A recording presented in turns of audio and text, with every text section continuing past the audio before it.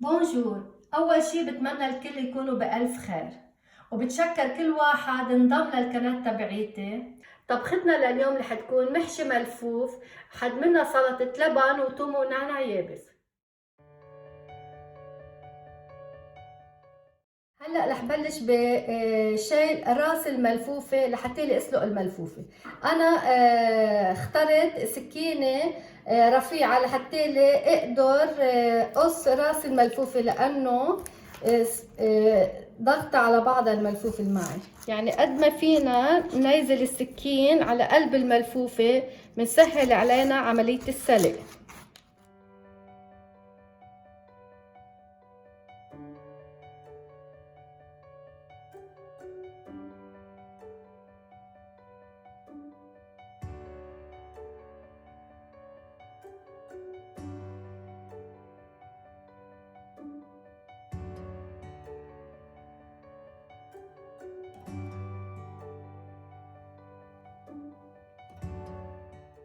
هلا رح احطها بالمي المغلية.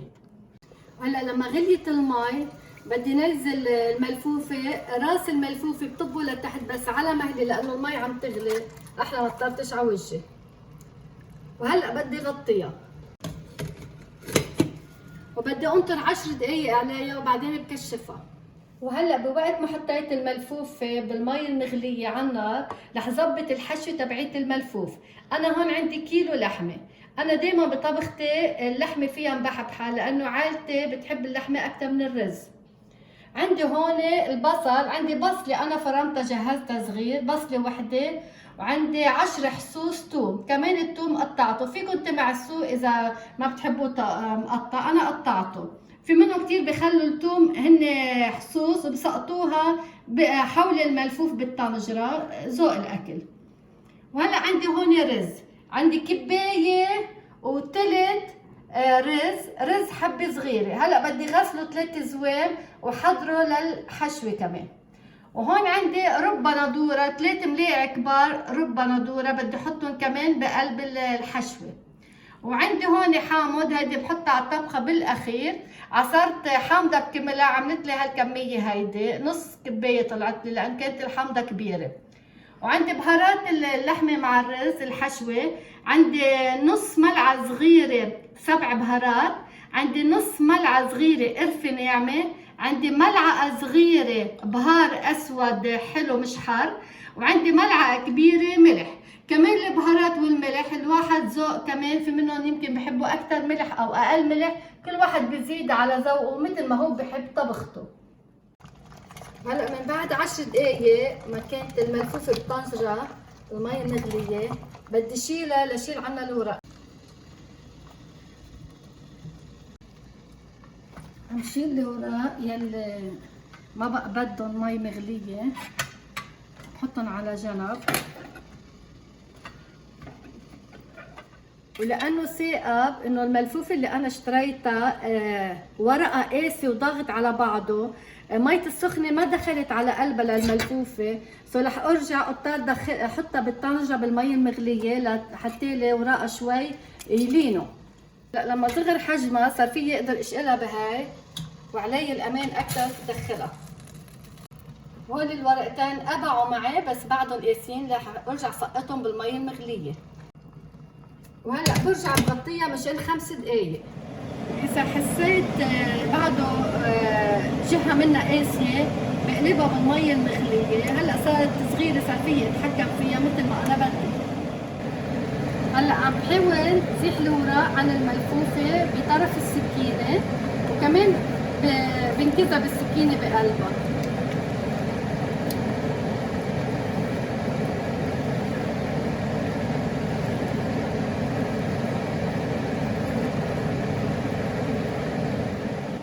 هلا من بعد ما كشفت رجعت تاني مرة عنها، بدي ارجع غطيها، وضروري غطيها لحتى لي البخار يسرع باستواء الوراق بوقت اقصر.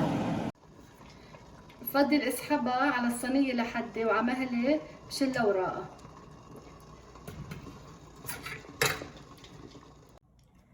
وهلا غسلت الرز وحطيته فوق اللحمة، بدي احط فوق منه الثوم والبصل. بصلة وحدة مع 10 حصوص توم قصيتهم شقف صغيرة. هلا بدي احط البهارات، هاي 7 بهارات، وهيدي القرفة، وهيدي البهار الاسود، وهيدي الملح. وهلا بدي سقط الرب بندوره. في كتير ناس بحطوا مع الحشوه ملعقه سمنه او زبده او 3 ملاعق زيت زيتون، بس انا لانه لحمتها مبحبحه عملتها لحمه بقر لين جراوند بيف، يعني مش مدهنه، شوي صغيره فيها دهن. هلا في منهم بيعملوها المحاشي بلحم عجل، او وفي منهم بيعملوها بالدجاج، يعني بيطحنوا الدجاج بدل اللحمه، مش غلط. في منهم كثير ما بيحبوا اللحمه، انه حسب ذوق. انا بحب اخلط المحاشي بايدي اكثر من الملعقه، بستحكم اكثر. هلا رح نبلش بلف الملفوف. راسا للملفوفه بقصه لانه لاستحكم لفها منيح.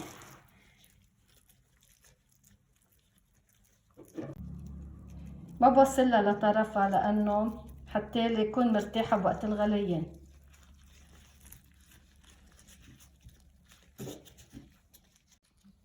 هيدي الورقه كبيره بدي قصها قسمين، ومن هون على راسها كمان بدي قصها، بس لانه ضلعه مش سميك، ضلعه رفيع، بس بشيل شوي من هون بالسكينه شوي صغيره برفع، وبس ما بقصها شقفتين، بس هيك برفعها وبلفها. هلا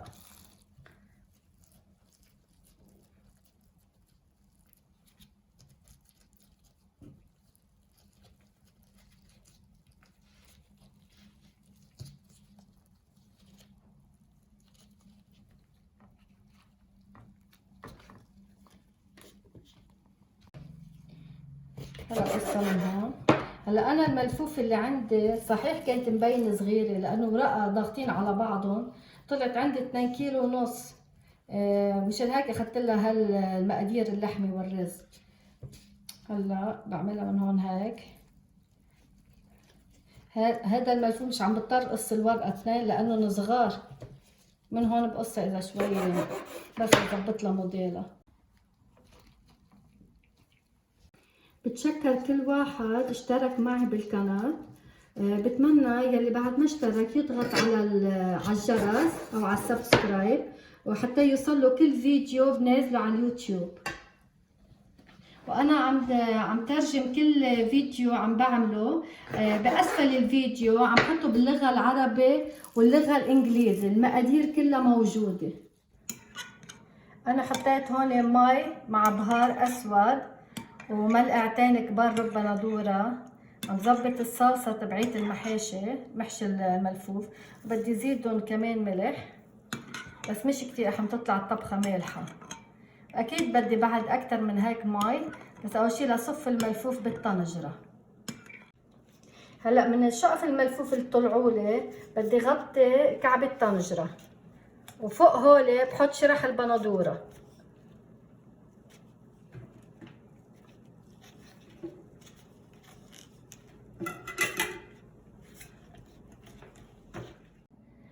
وهلا مديت كعب الطنجره بضلع الملفوف هذا اللي كنت عم بقطعه، فوق منه رح احط شرح البندوره.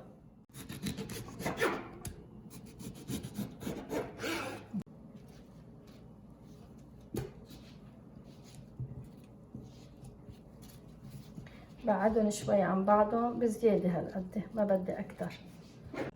هلا انا اول شي حطيت الملفوف حتى لي يحمي لي الملفوف اللي حشيته مع البندوره من انه يشعط بكعب الطنجره. البندوره بتعطي نكهه طيبه للملفوف، بس لانه عائلتي ما بحبوا البندوره بحطه بالكعب بس للنكهه. هيدا نوع الملفوف اللي جبته هالمره كتير عذبني للفيته، هيدا اللي لقيته بالمحل. عادة بجيب الملفوف البلدي.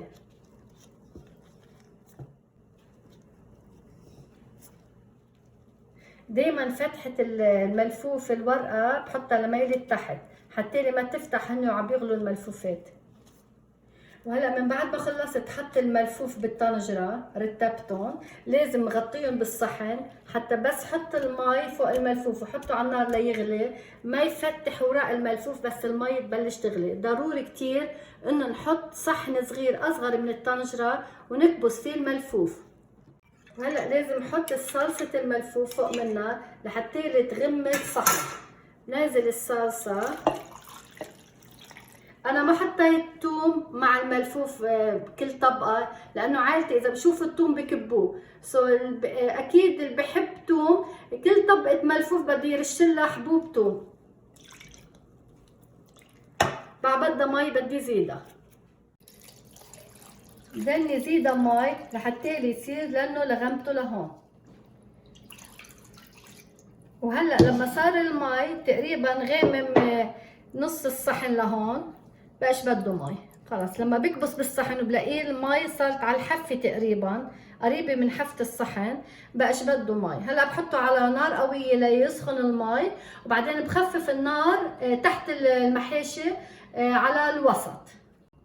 ضروري غطي الطنجرة أول شي لحتى تسخن المي بسرعة وعلى نار قوية، وبعدين بخفف النار وبكشف شوي الطنجرة وبعملها هيك يعني نص تكشيفة أحلى ما المي تفور على الفرن وتجوي الدنيا.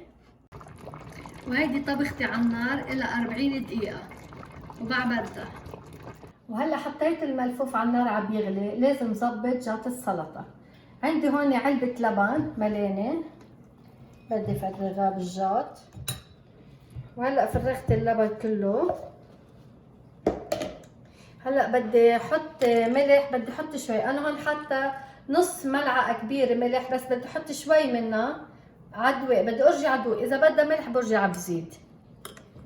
كمان هيدا نعناع يابس كمان بدي احط رشه منه وبشوف كيف بيطلع بعدين. وهيدا الثوم انا هون حاطه ملعقه كبيره ثوم، رح شيل نصها اكثر من نصها بشوي لانه السلطه عدوق. وبدي احط لها زيت زيتون، بتطيبها زيت الزيتون لسلطه اللبن. هلا بدي اخلطهم كلهم ببعضهم.